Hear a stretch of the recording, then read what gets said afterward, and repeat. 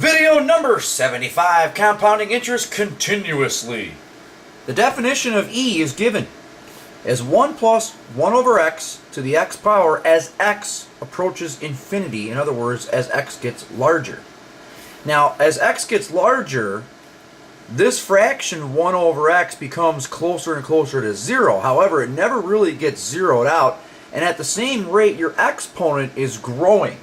So if you look at the first few, when x equals 1, you have 1 plus 1 over 1 to the first power, which is 2.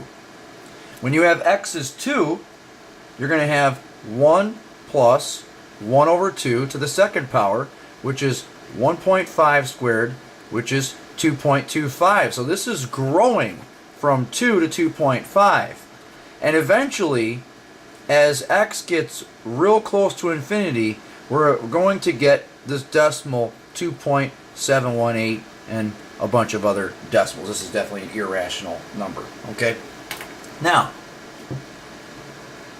if we were to use the compound interest formula where we're compounding more than once per year, and then we were to replace the n's with x's, we could say that this equals p times 1 plus 1 over x to the x power to the RT power. Okay? Then, as this gets replaced with what? E. So we have p times e to the RT power. That's why we get the formula A equals PE to the RT power. Okay?